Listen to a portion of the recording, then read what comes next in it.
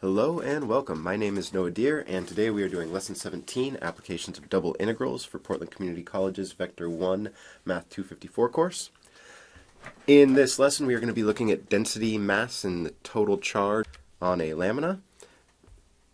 Then we are going to look at moments and centers of mass, and then moments of inertia. A lot of what we're going to be doing today is putting together the formulas that we use to find these things. In application, you're going to just be needing to know which formula to use and then be able to work through the problems correctly. But let's take a good chunk of time in really making sure that we understand why these formulas are what they are and where they come from. So the first section we're going to look at is density, mass, and total charge. So suppose we have a lamina, a thin plate, with variable mass density given in units of mass per area. We have a function here, rho equals rho of xy. That is, the density is different at each point on its surface. So if we look down here at this graph, we have a thin plate. We're assuming that its thickness is really it's what's going to be causing the density, but it's thin enough that we're not worrying about its volume. We're just doing this in 2 dimensions. We can redo all of this mathematics in 3 dimensions so that we can talk about a mass of a variable density 3-dimensional object, but right now we're just going to be doing it in 2 dimensions to keep the math a little bit simpler for us as we get into these concepts. So the total mass of the lamina can be found by the mass equals the double integral over the domain, which is essentially just the region that we're looking at, the total region of the lamina. We take that double integral over that region of the density function with respect to the area. So we're going to work out why this is the formula for the mass first. So this can be shown by first approximating the mass by cutting the region up into rectangles, getting approximations to the mass of each subsection, and then adding them all together, as can be seen in the figure 17.1.1 below. So we look at the mass of a single slice, so say this slice r sub ij. If we look at any point inside this slice, x sub ij, comma y sub ij, which really, this is how the book is notating it. I'll just notate this as x sub I, y sub j. If we take the density at one of the points in this slice, so we look at rho of x sub I, y sub j, and multiply it by the area of this slice, that will give us an approximation to the mass of this little square right here for the region I sub j, region r sub I comma j. And this comes from when we're looking at a 2-dimensional density instead of a 3-dimensional density, its units are simply mass divided by area. So if we take that and multiply it by an area, we will get the mass of the region. Now I make this little note here that this is a way of remembering when an integral can be used to calculate something. If you would normally multiply in order to find a total, but one of the things you're trying to multiply by is a variable function, the integral takes care of this variable multiplication. So what I'm saying here is, like, normally mass would be equal to density times area, but the density is variable, so instead of just doing this nice simple multiplication, I need to do an integral of density times area, and we have to use a double integral because area is 2-dimensional. So that's a really nice thing to keep in mind, that anytime we have a multiplication problem but one of these things is a function, then we want to use an integral in order to find the total of the mass here. So if we look at this lamina and we want to find the total mass of the lamina, we would add up the masses of each of the little sections that we've cut out here. So each of these sections has a density of rho of x sub I, comma y sub j. We multiply each of these by the area, and this will give us the mass of the piece r sub ij. And then we want to add all of these up, so the total mass is the sum of all of these little masses here. We do this with a double Riemann sum to really show where the double integral comes from. So the total mass equals the limit as k and L go to infinity of the sum from I equals 1 to k, and the sum of j equals 1 to L of rho of x sub I comma j comma y sub I comma j times delta A equals the double integral of rho of x comma y dA over the domain D.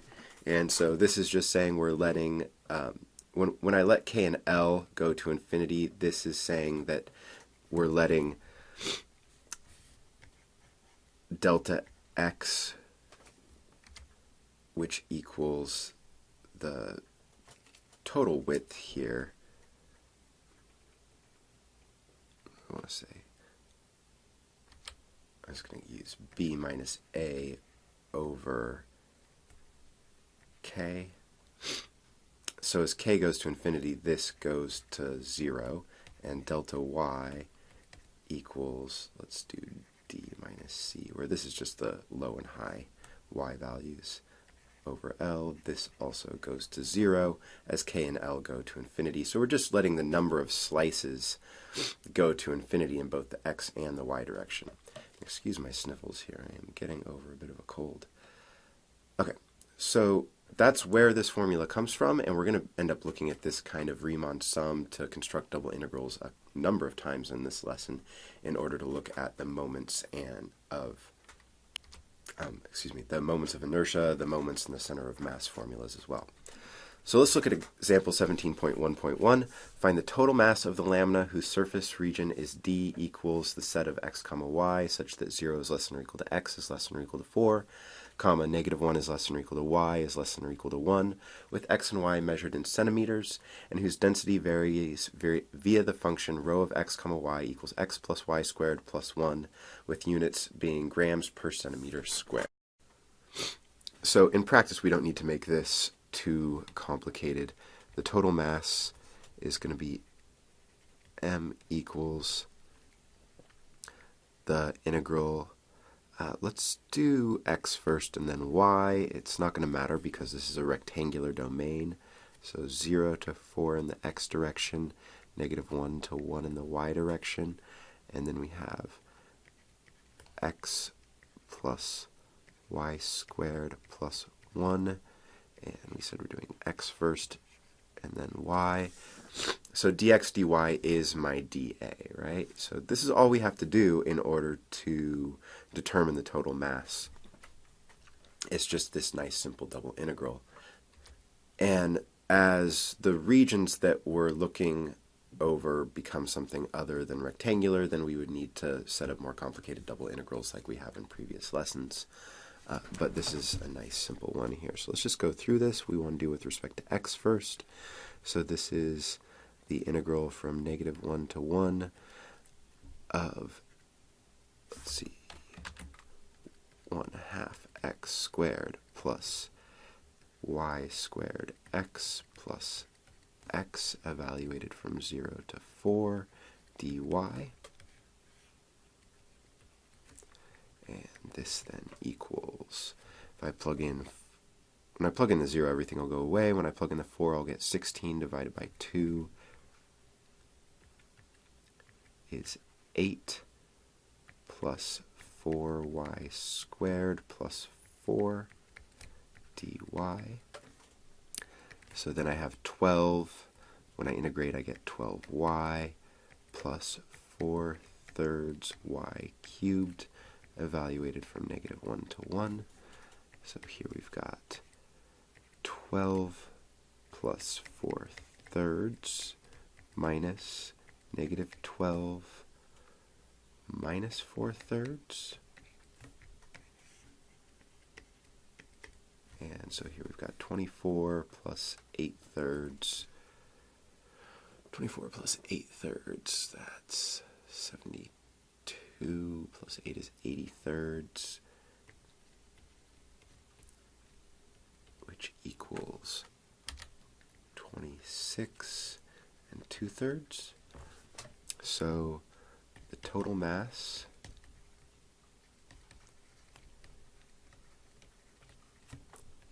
is 26 2/3 thirds grams.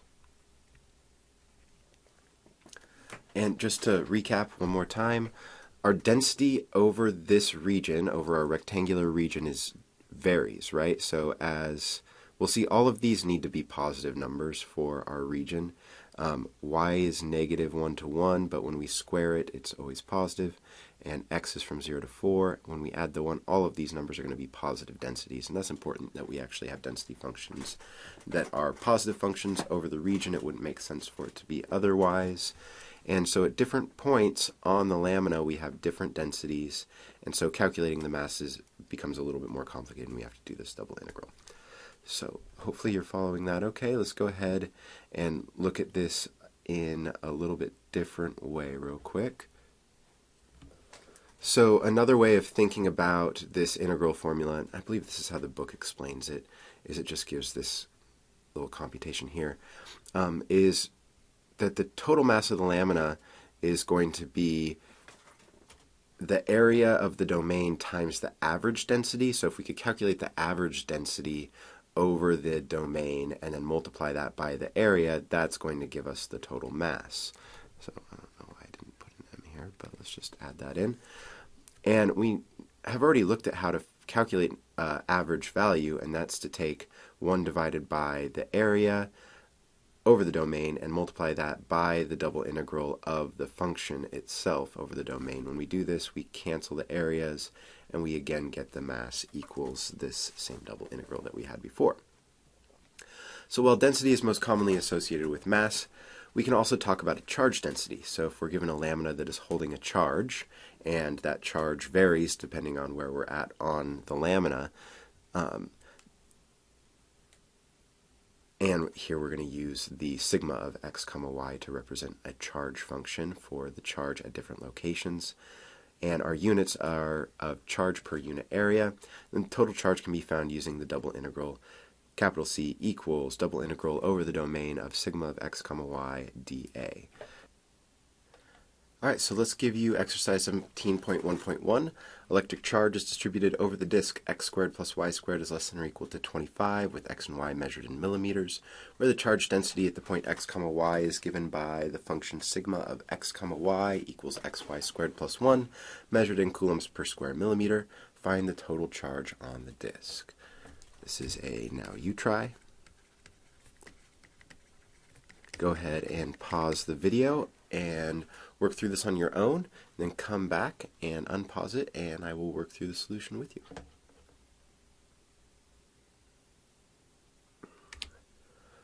Alright, and we're back. So because we're looking for the total charge on a disk, since I have a circular object that I'm looking for the charge over, I opted to switch this over to polar coordinates. So I set it up as the mass equals the integral from 0 to 2 pi of the integral from 0 to 5 of r times cosine of theta times r squared times sine squared of theta plus 1 times r dr d theta, where I substituted in r cosine of theta for x, r sine of theta for y. I saw that the radiuses are going from 0 to 5 on the disk x squared plus y squared is less than or equal to 25. And we are doing the entire disk, so all the way around from 0 to 2 pi in the theta direction. I then went ahead and just simplified this by distributing the r and combining those real quick to get that this equals the integral from 0 to 2 pi of the integral from 0 to 5 of r to the 4th cosine of theta sine squared of theta plus r dr d theta, which equals the integral from 0 to 2 pi of 1/5 r to the 5th cosine of theta sine squared of theta plus 1/2 r squared, evaluated from 0 to 5 with respect to r, times d theta, which equals the integral from 0 to 2 pi of 5 to the 4th times cosine of theta sine squared of theta d theta plus the integral from 0 to 2 pi of 25 over 2 d theta. Doing a u substitution of u equals sine of theta, so du equals cosine of theta d theta, we get that this whole integral sum of integrals equals the integral from 0 to 0 of 625 u squared du plus 25 over 2 theta evaluated from 0 to 2 pi, which equals 25 times pi, which is approximately 78.54. So the total charge on the disk is about 78.54 coulombs. All right, let's go ahead and move on to the next page, where we start talking about moments and centers of mass. So section 17.2, moments and centers of mass. So this was a section that, as I look at the book's explanation for it, I really wasn't satisfied, so I'm doing some extra explanation and doing kind of a lot more stuff than what you're going to see out of the textbook. And I hope you find it valuable, but if you're really not into it, I also would not blame you if you skip through this section. But I'm going to essentially, I'm going to scroll down here and show us. So I want to show this final formula here, that x bar equals 1 over the mass times capital M sub y, where capital M sub y equals the integral over the domain of x times rho of x comma y. And essentially this is just saying that the average x value for the center of mass is going to be the moment over the y-axis divided by the total mass. So, but I wanted to really show that the average, let's go through this step at a time. I'm sorry, I'm getting ahead of myself. So let's first talk about what a moment is. So in this section and the next, we investigate a couple of constants involved with the concept of torque. So given a simple lever situation with point masses at each end of the lever, we can use torque to calculate how to balance objects at different distances from the fulcrum. So here I've got a picture of what all this means. I have a fulcrum. This is essentially a teeter-totter, right? A seesaw. And on one end I have a mass, and it has a distance from the fulcrum, r1. And then I have a mass sub 2 on the other end, and it has a different distance from the fulcrum, r sub 2. This should be in balance so long as the force, that the torques created by both of the masses are equal. So if the lever is in balance, then torque sub 1 equals r1 times m1a equals r2 times m2a equals torque 2. So this is the torque is the distance from the fulcrum times the force that is perpendicular to the lever itself. So that's a perpendicular force here, and we have a perpendicular, so I'm going to call this force 1, and this we have force 2 that is perpendicular to the lever. And as long as the force times the distance on both sides are equal, the torques are equal, and we have that this is all in balance. Yet the acceleration that we see on both sides, the mass times acceleration is the force, is the same. Say we're on Earth, and so gravity is the same, as long as you are relatively the same mass yourself. Then the acceleration of gravity is the same, so we can cancel these out. And we end up just looking at that we need r1 times m1 to equal r2 times m2. So these values, the radius times the mass, has its own name. This is what we call the moment of the point about a given axis. So if I have some lamina on a region D, and we slice it up into regions capital R sub I comma j with centers x sub I, y sub j, then given some line x equals x bar, which is really the average x value that we're looking for, the moment of the region x sub I comma j is the mass of the region m sub I comma j multiplied by the distance that that region is from the axis of rotation, x equals x bar. So let's look at the picture real quick. I've got a line x bar that I've got in the middle of this region, and this x bar, we're really setting it up so that this is the average x value, so half of the mass of this lamina is to the left of it, and half of the mass of this lamina is to the right of x bar. Then the moment of this little square right here, r sub ij, if we look at the mass of this region, and we multiply it by the distance of this little square from x bar, then we get the moment that this little region has with respect to this average x value that we're looking at. So we're going to let the area of each of the regions r sub I comma j go to 0, and we're going to sum all of these moments about x equals x bar that are to the right of x bar. We get the total moment of d2 over x bar, d2 being the region to the right. So m sub d2 comma x bar is what we're going to call that. So the total moment of the region to the right of x bar is going to equal the limit as k and l go to infinity of the sum of I equals 1 to k, the sum from j equals 1 to l of x sub I minus x bar times rho of x sub I comma y sub j times delta a, which equals the double integral over d2 of x minus x bar times rho of x comma y dA. And so what we're doing here is that we have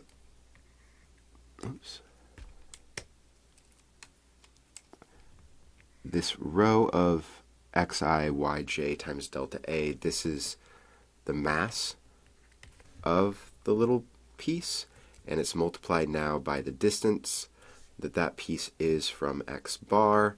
So this is the moment of this piece over x bar.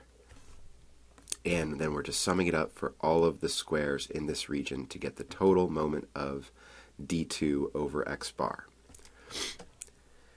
Similarly, we want the moment of d1 over x bar, and we can calculate this kind of the same way. We get that this equals the double integral of d1 of x bar minus x times rho of x comma y dA.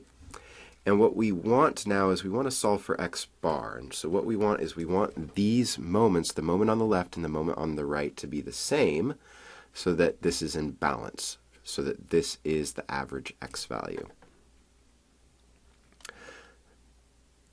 So the value of x bar, which allows the lamina to balance on the line x equals x bar, is what we're looking for. In order for this to happen, we need the moment of d1 over x bar to equal the moment of d2 over x bar.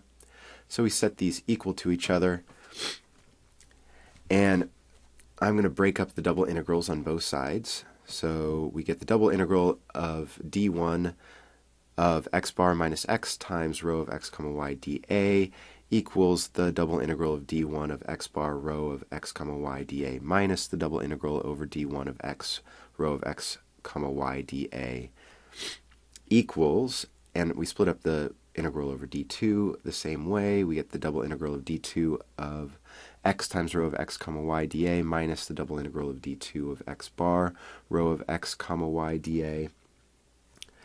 And if I move the terms that have the x bar to the same side and factor, and then move the term that does not have an x bar, that just has the x, to the right side, we get x bar times the double integral over d1 of rho of x comma y dA plus the double integral of d2 of rho of x comma y dA equals the double integral of d1 x times rho of x comma y dA plus the double integral over d2 of x times rho of x comma y dA.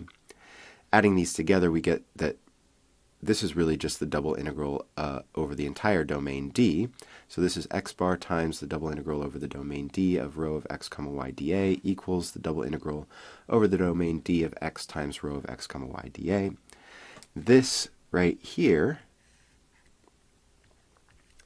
is just the moment over the y-axis, because this is the same thing as the double integral of the entire domain of x minus 0, which is the y-axis,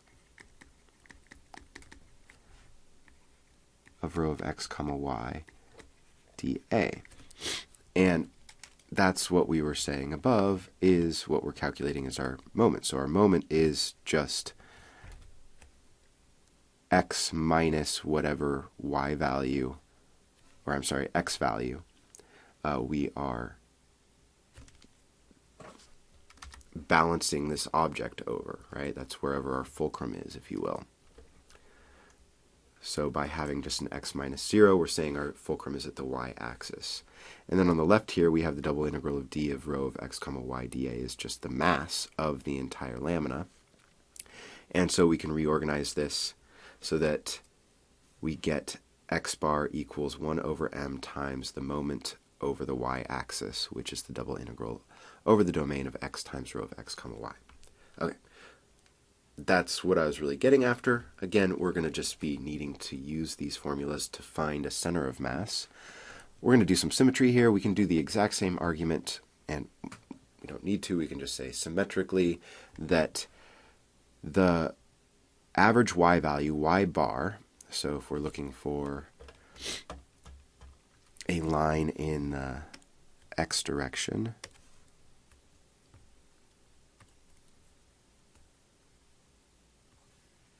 oops,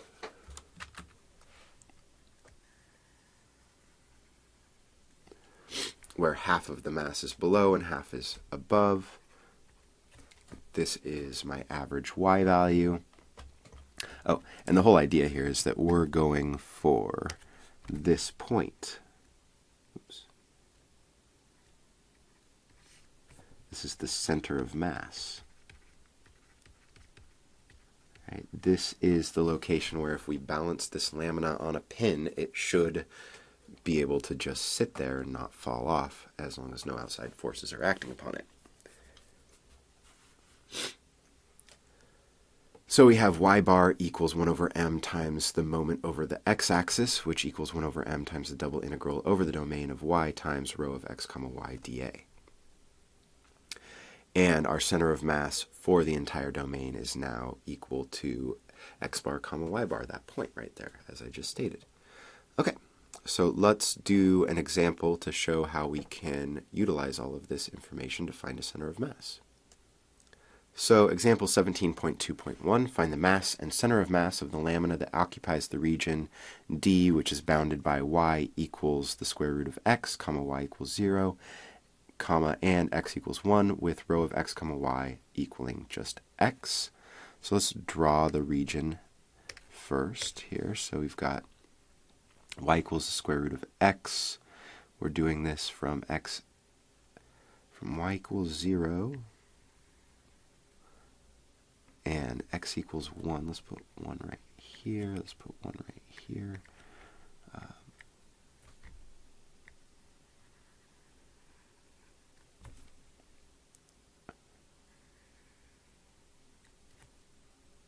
This is not a circular arc. This is really, I want to try this one more time.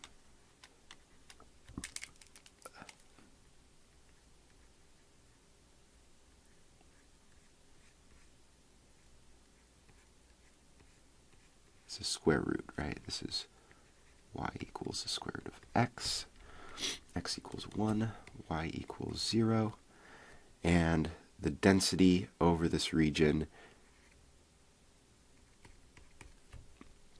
is dependent on the x value, so we have a density of 0 right here and a density of 1 over here. We have a density of 1/2 right here. And so hopefully we see that the balancing point in the x direction is not just x equals 1/2, because we're denser on this right side and there's a bigger region over here. So we need to actually work through all this in some detail in order to find our center of mass here. Let's start by just finding the total mass of our object. So the mass is going to equal the integral, double integral over our domain. Let's see, let's do in the x direction second from 0 to 1. In the y direction we're going from 0 to, I'm going to write it as x to the 1/2. And we're just doing this of the density function rho equals x. We're doing this with respect to y first and then with respect to x. So this is going to equal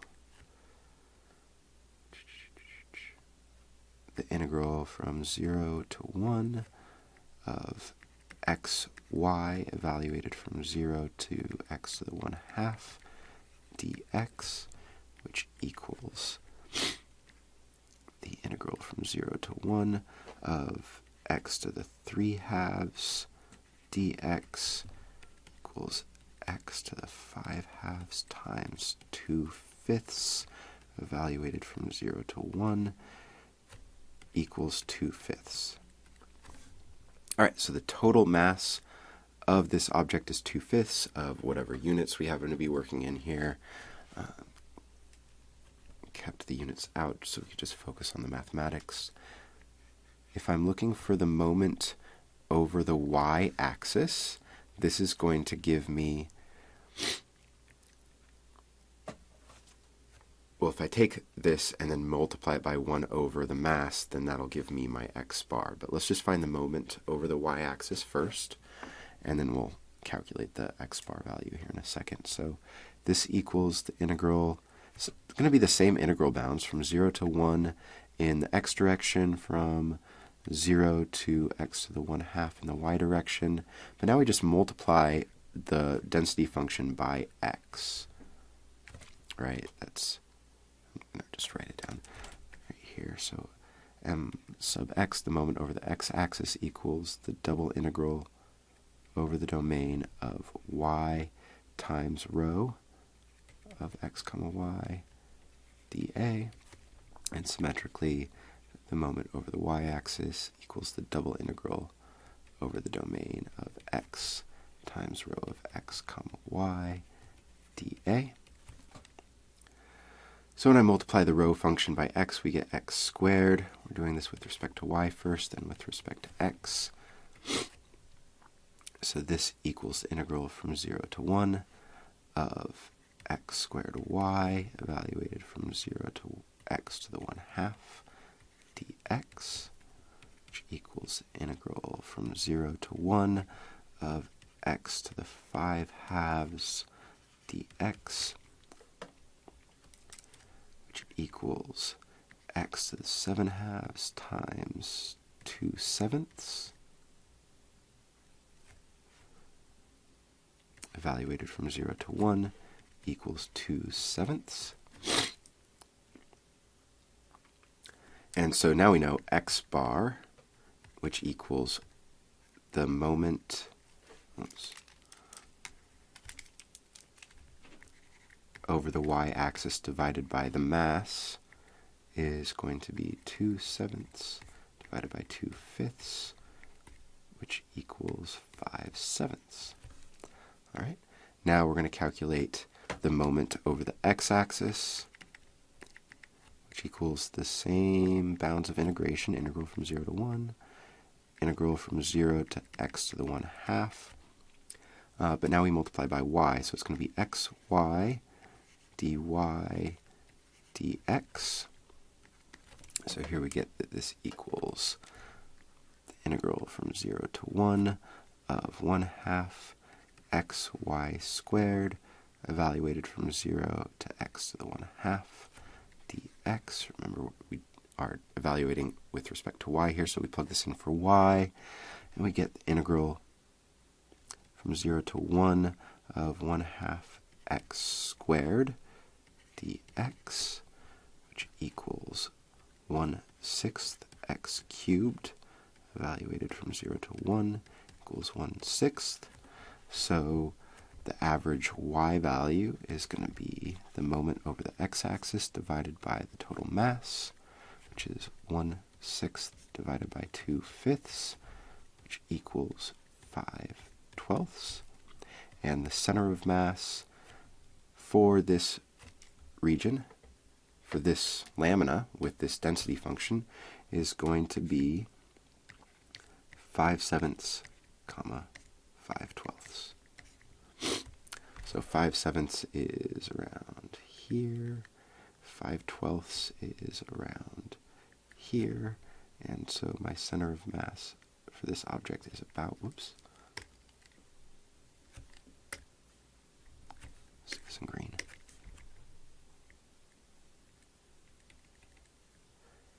So that ends up being our center of mass right here. And that's because it's heavier on the right than it is on the left, and definitely more mass below than above. And that's just due to, but it's not denser above, it's just the shape gives us more area below than above, which brings that center of mass down just a little bit. I did draw this a little bit farther right than I needed to. Let's go ahead.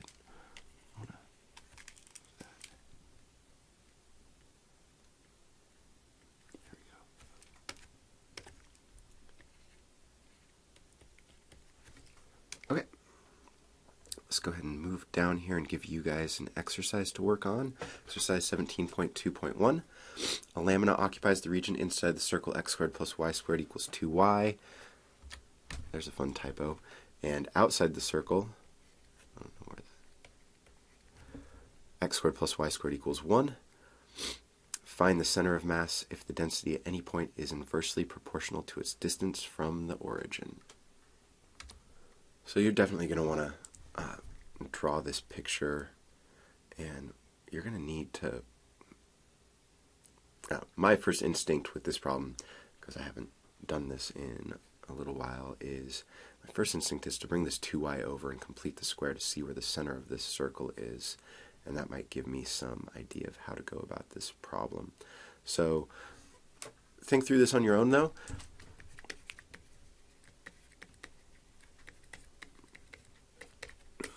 Pause the video, see if you can't hash out how to set up this double integral, or all of these double integrals, what the bounds are, and then use the formulas to go ahead and work out what the center of mass is.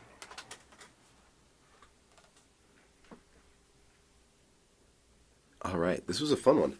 There's a lot to this. So I started, just like I'd said before, by finding the equation, or like finding the rectangular equation to find the center of the first circle that was mentioned here. So x squared plus y squared equals 2y. Subtract the 2y over and complete the square. So we get x squared plus parentheses y minus 1 squared equals 1.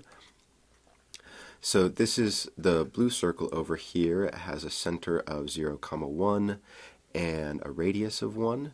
So I went ahead and drew that circle.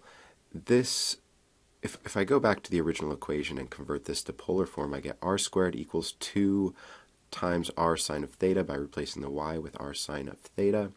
Dividing by r, I get r equals 2 sine of theta. So this is the equation of the blue circle. So the bounds in the r direction are going to be from 1 to 2 sine of theta.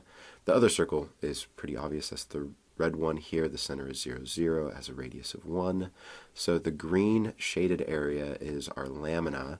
So the minimum r value is 1 at the red boundary, and the maximum r value is going to be 2 times sine of theta, based on the equation in polar form of the blue line here. So this is r equals 2 sine of theta to get the boundary, the blue boundary. Now the density function is 1 divided by the distance from the origin, which equals 1 over r, or r to the negative 1. And we do need to find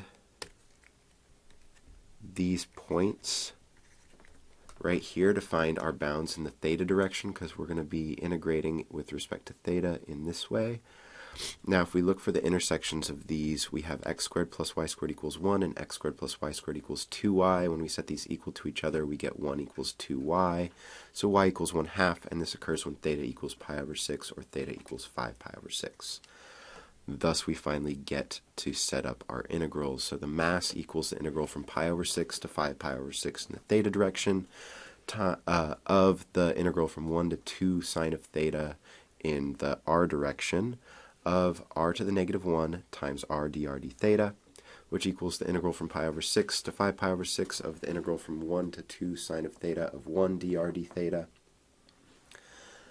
This equals the integral from pi over 6 to 5 pi over 6 of r evaluated from 1 to 2 sine of theta d theta, which equals the integral from pi over 6 to 5 pi over 6 of 2 sine of theta minus 1 d theta, which equals negative 2 cosine of theta minus theta evaluated from pi over 6 to 5 pi over 6, which equals 2 root 3 over 2 minus 5 pi over 6 minus parentheses negative 2 root 3 over 2 minus pi over 6 close parentheses, which equals 2 root 3 minus 2 pi over 3, which is approximately 1.37. Whew. Okay, then we have our moment over the x-axis. So this is going to give us a, this has to do with the average y value. This equals the integral from pi over 6 to 5 pi over 6 of the integral from 1 to 2 sine of theta of r sine of theta dr d theta, and that's where I just take y and multiply it by rho times r dr d theta, but rho is r to the negative 1 times r is 1, and then multiply that by y, but I plug in r sine of theta for y. So that's how I got that integral there.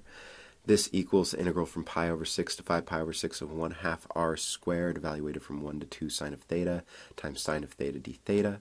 which equals the integral from pi over 6 to 5 pi over 6 of 2 sine cubed of theta d theta.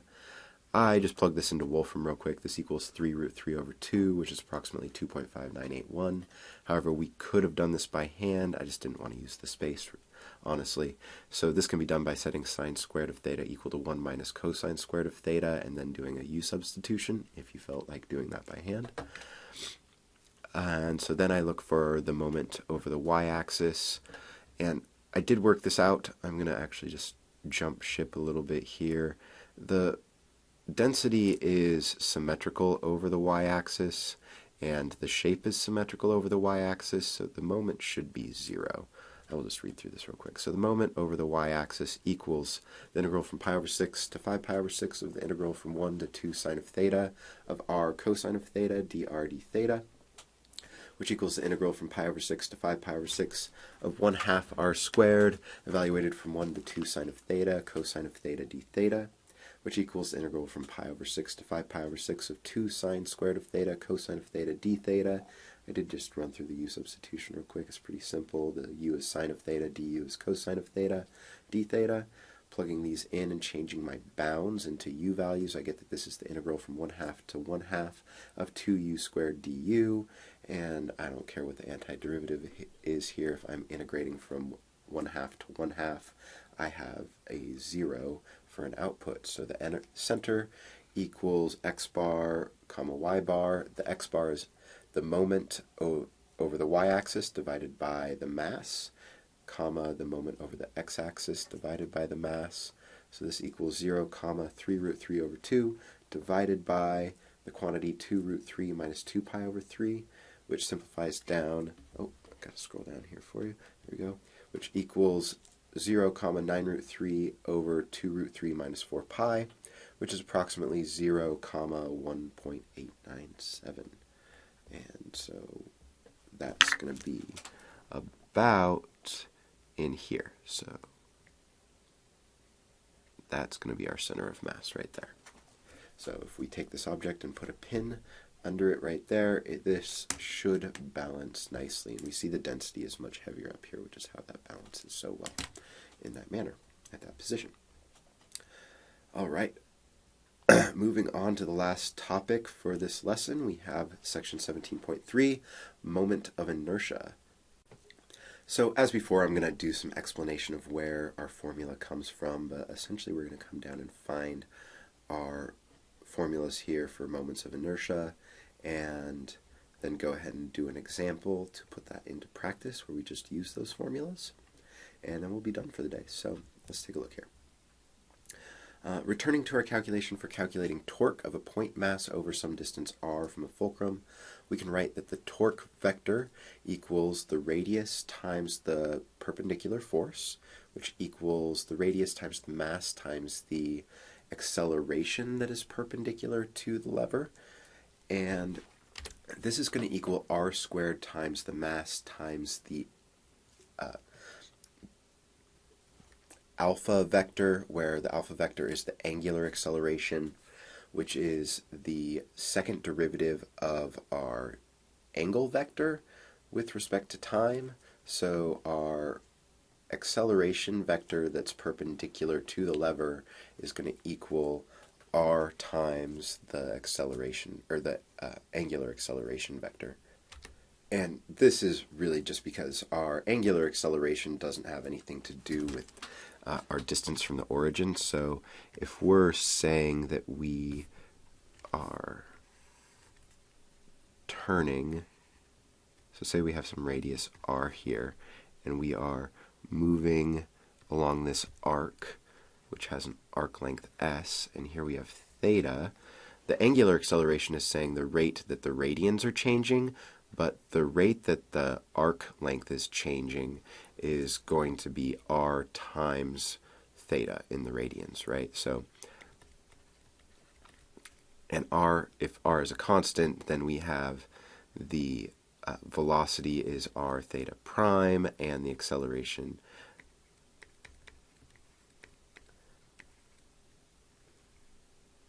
is going to equal r theta double prime. So that's what we're saying here. So that's how we get the r squared in this torque function, or torque vector.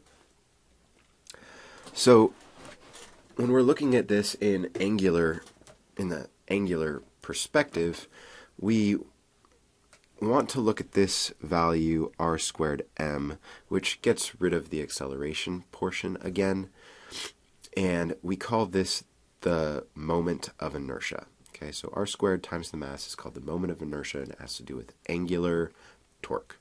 So it works out that the moment of inertia I equals L divided by omega, where L is the angular momentum and omega is d theta dt, the angular velocity. And I'm not going to go into all of the physics of where all of these are coming from. You can Wikipedia this for sure and look up a bunch of these and do all of the unit conversions. I spent a good half an hour, 45 minutes just delving into that when I was writing these lecture notes, just because I find this kind of stuff and this physics interesting. But what this all really comes down to is that the moment of inertia is related to, but not equal to, an object's ability to stay in angular motion. So as something's rotating, then we want to know how easily it stays in that angular motion. So if we have, momentum is the idea of an object's ability to stay in linear motion. So L, being angular momentum, is an object's ability to stay in angular motion. And we take that and divide it by its angular velocity to get this moment of inertia. So all of these equations end up working out. Okay, that's a little bit beside the point. Let's go back and consider again a lamina with domain D and variable density rho of x comma y to calculate the moment of inertia of the entire lamina over, say, the y-axis. We cut the lamina into regions r sub I comma j, just as we did before. Calculate the moment of inertia for each as xi squared times rho of xi comma yj times delta a. So what am I saying here?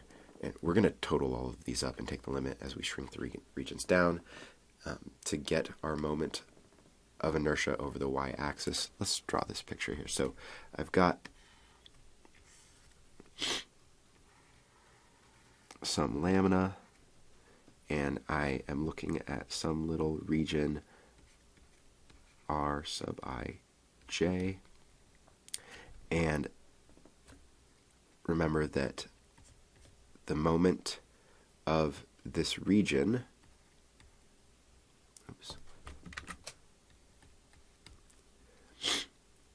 over the y-axis is going to be its radius squared times its mass. Oops, keep doing that. But the radius in this case, if we're going over the y-axis, is just equal to x. So this becomes x squared times that mass.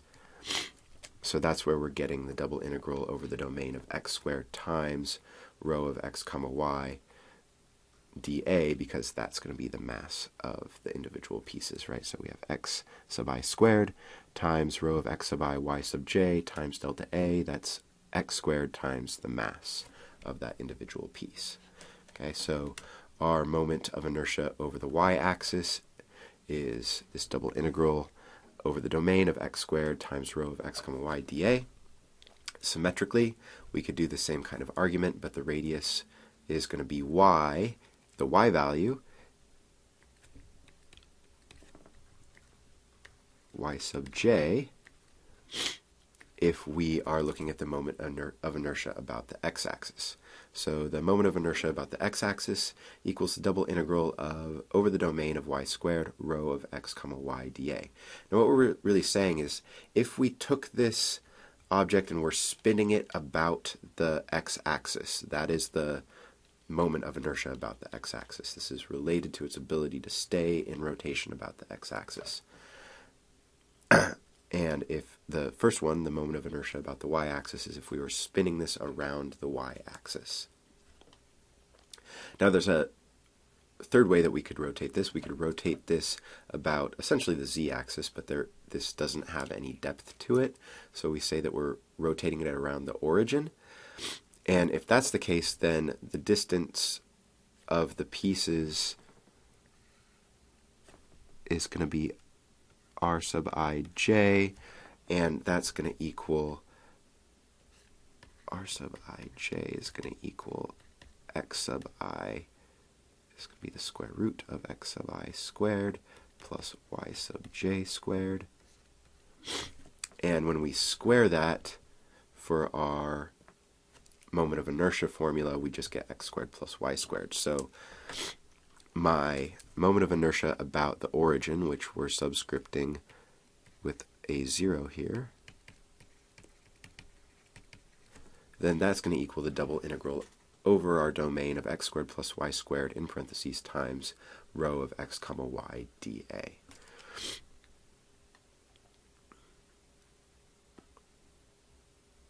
All right, let's put this into practice with example 17.3.1. So suppose a lamina occupies a region D which is bounded by y equals the square root of x, y equals 0, and x equals 1, and the variable density of the lamina is rho of x comma y equals x. Calculate the moments of inertia about the x, y, and z axes.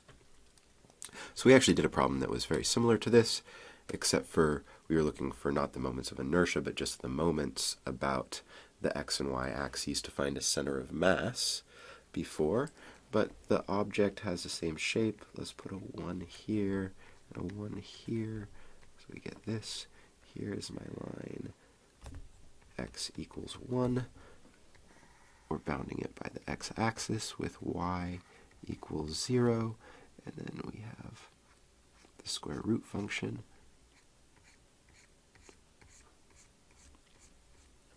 Here.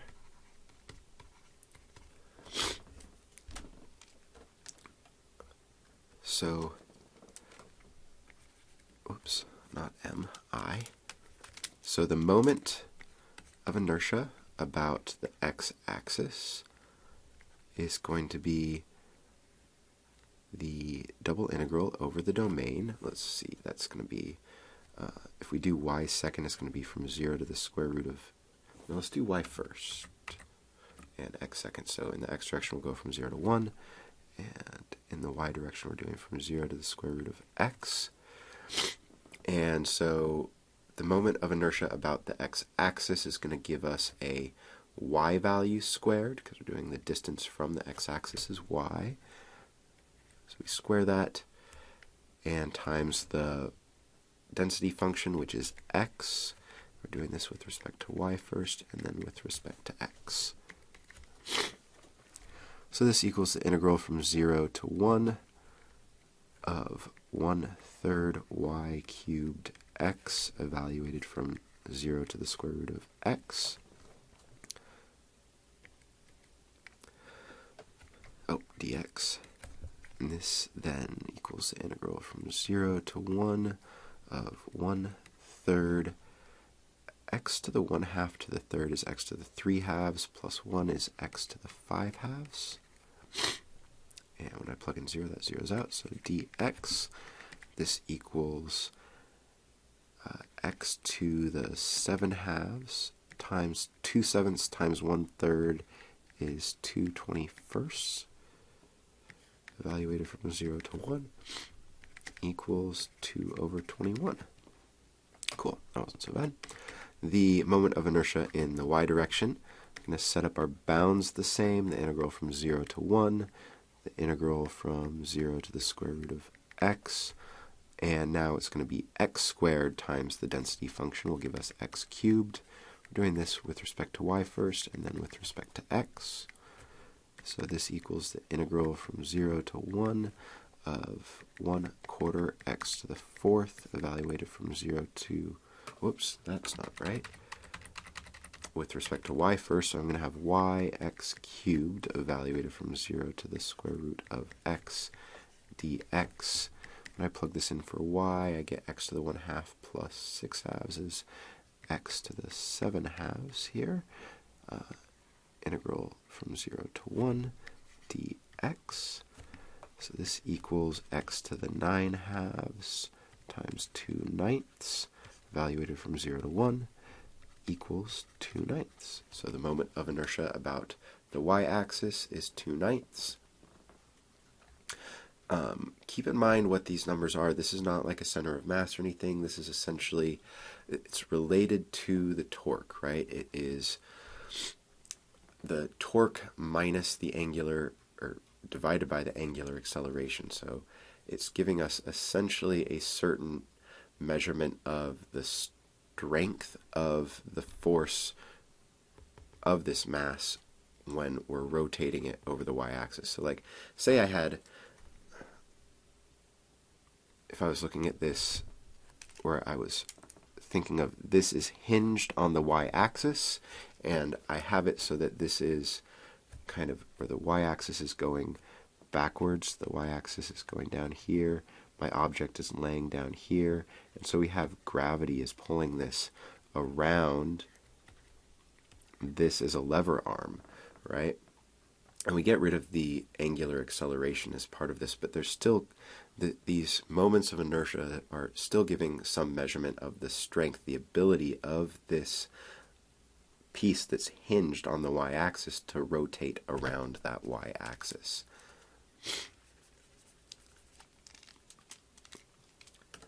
Okay, last thing we wanted to say, okay, if I have it like in this picture as it's sitting here and gravity is pulling it down so it's rotating as it's hinged at the origin, then the mass out here is going to have more of a strength than the mass down here. So the moment of inertia about the origin is going to give some measurement of the ability of this object to swing about the origin here. So that moment of inertia about the origin is going to be calculated. Same bounds for our integral from 0 to 1, and then 0 to the square root of x. But now we're going to have x squared plus y squared times x dy dx. This integral looks a little bit more entertaining than the last couple. Let's break this down. I'm going to break it up as two separate integrals. The integral from 0 to 1, and the integral from 0 to the square root of x, x cubed plus x, xy squared dy dx. Hold on, these look familiar. We had x cubed and y squared x above. This, yeah, I was just double checking myself, and this is totally just the sum of I sub x and I sub y, and that's actually a theorem. This, if we go back up here and look at these moments of inertia, this equals, when I have the x squared, that is the moment of inertia about the y-axis, and when I have the y squared, that's the moment of inertia about the x-axis, because we can distribute this and break it up into two separate integrals, which are these separate moments of inertia. That's going to make this computation much easier. I'm just going to say that this is 2 over 21 plus 2/9 equals, let's see, 714, and 6 is 20 over, sometimes 63. Cool. And that's it. So that's my moment of inertia about the origin. And that's all I have for you today. So thank you so much for listening. I hope you guys enjoyed this video. And yeah, have a good day. Take care.